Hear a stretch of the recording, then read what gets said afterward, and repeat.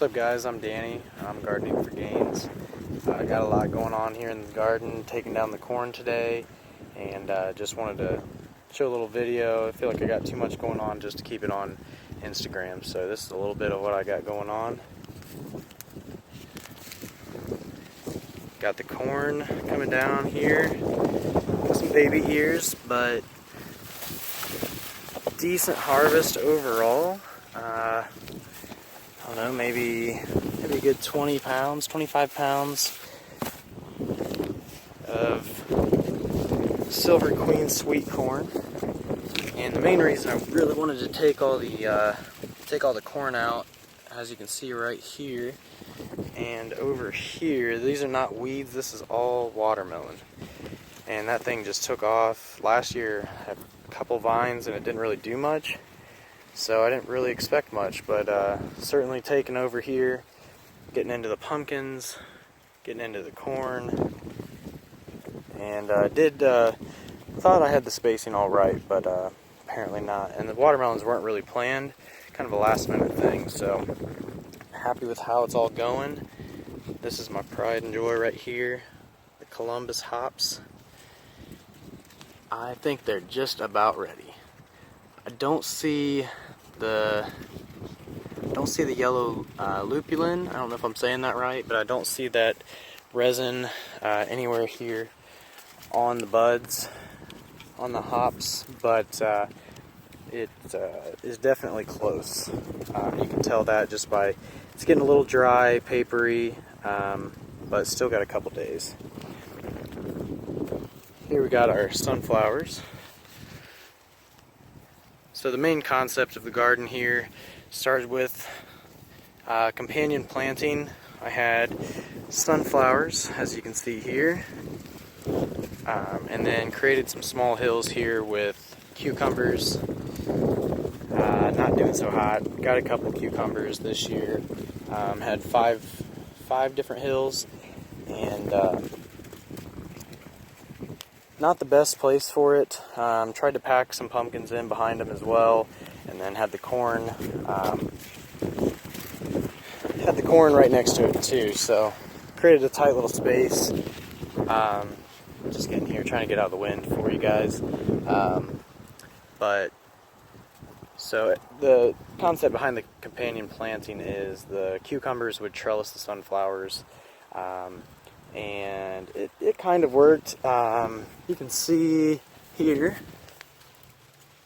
we have a cucumber with those are the those dead leaves there are from the sunflower, and then the cucumber here is trellising pretty nicely on whatever it can.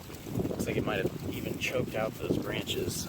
So here's an example of a cuke that looks a little distressed, looks like it needs some water, some nutrients, a little TLC, so we're going to get on that here as soon as we're done.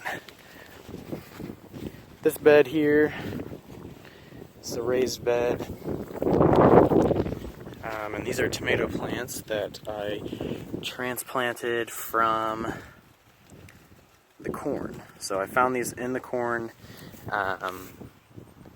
just plucked them right out, and they're taking off nice. I think they're cherry tomatoes. You can see some starting here. Actually, it might be aroma, which I would hope that they're aroma. That's my favorite tomato. Broccoli has gone to seed here. As you can see, it's definitely needing to be harvested, cleaned up a little bit. So then we've also, out in front of the beds here, got pumpkins. Again, kind of crowded the space over here, but wanted to try these pumpkins out. They're called the First Prize Hybrid. They're supposed to be giant, but mine aren't doing so hot. This is my first time growing pumpkins also. My biggest success that I really didn't think would be, there it is again, watermelon, with some straggler corn behind it. Also had pumpkins in that bed, but they just weren't working out. I had to rip those out. I mean, they kind of ripped themselves out, but this is what's doing the best so far in this hot summer here in Ohio. You can see we've got some jalapenos here. We've got some mini bell peppers, we've got some bell peppers, sweet bell peppers here, some more minis, fruiting nicely, and this is this whole little section here is jalapenos here in the back on the right side, and then we have, sorry guys, I just realized I had that going the wrong way the whole time, so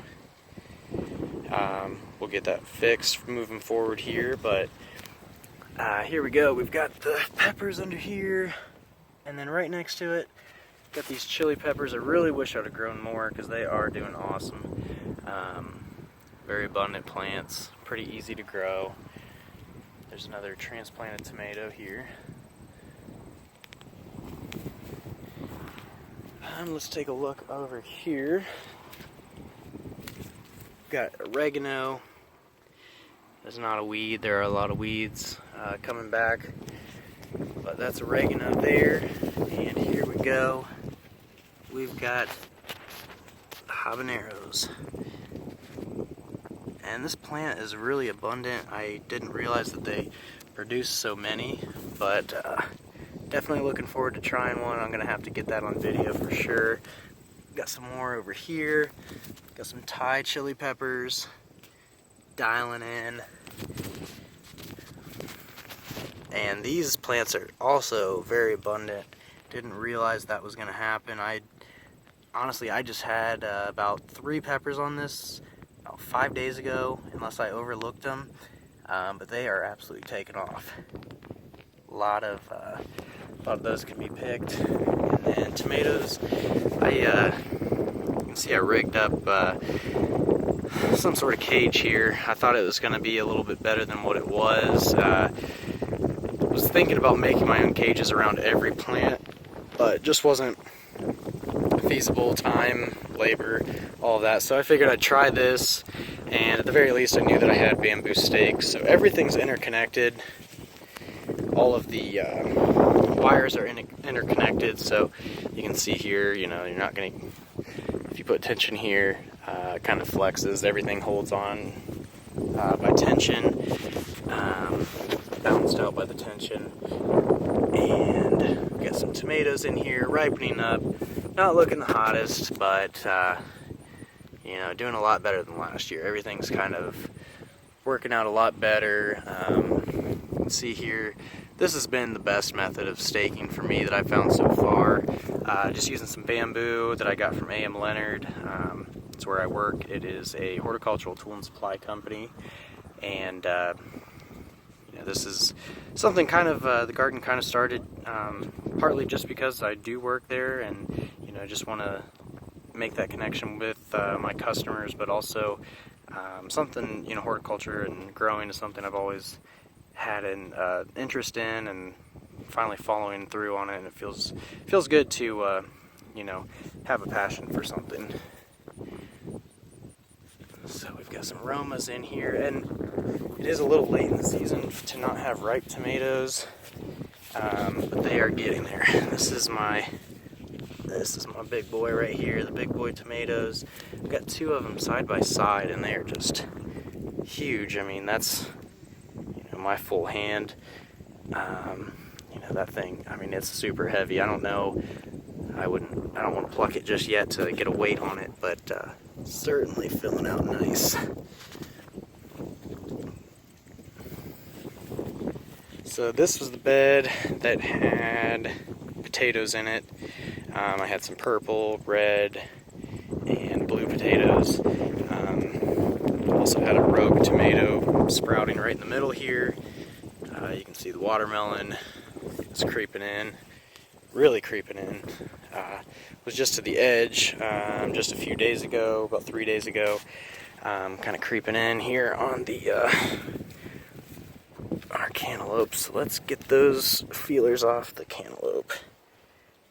Yeah, that's probably not going to work out. Probably going to just let the watermelons take over, but at least try to keep these two cantaloupe going, and find some space for them. Probably just moving out here this way. I don't think I planted anything. I thought that I put carrots here, but I think we ran out of time.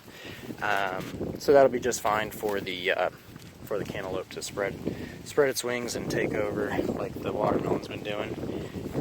So in the last spaces that I've got left here, we planted a bunch of radishes. I don't know, my mom just wanted the radishes. I don't know anybody who even eats radishes, but I'll try it out. So they're growing pretty well, going pretty quick. I know that they got a quick turnaround time, less than a month. And then also planted some late season cucumbers because I didn't feel like I gave my first batch a healthy enough run at it. Didn't set them up for success. So if I can keep the watermelon out of this, I think we'll be golden. So might have to take this corn and chop her down to gently move some of the watermelon roots away, or watermelon plants over this way. You know, I've read where you're not really supposed to move watermelon plants. They're a little bit more sensitive than like a pumpkin vine or you know, other vines that you might move, like the hops. They're very sturdy and you know, not real susceptible to injury. But I just love this plant. These got nice huge leaves on them.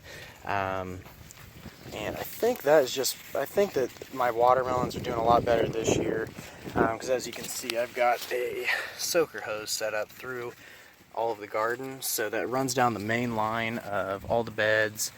I put it together as I was going, so I just bought some bulk hose, and you know, I just took it one step at a time. So I bought that bulk hose. I drew out a plan real quick, and you can see here, this is where the potatoes were. So that was probably the highest ground, and you know, I just let gravity do its work. We've got pretty high pressure with the well water out here, so we do have a well. My parents said the pressure was 60 gallons a minute. I'm not sure if that's accurate with this, you know, by the time it gets up here. But either way, it's been pretty good. I think it's helped with the tomatoes a lot, keeping disease down. Everything can always be improved, so I'm not too worried about that. Everything looks a lot better than last year.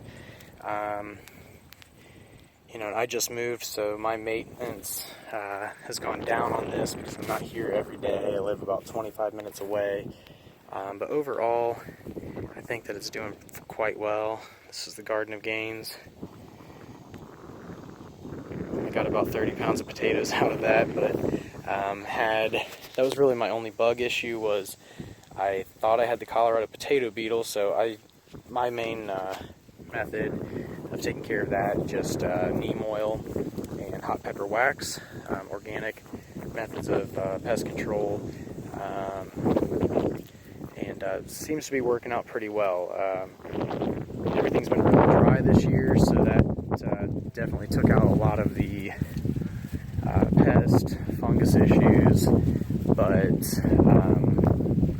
it also means you have to water a lot more and pay more attention. So this is where we're at right now. We're going to finish up the harvest of the corn and spread these watermelon vines out. So thanks for watching, guys, and look forward to a lot more videos.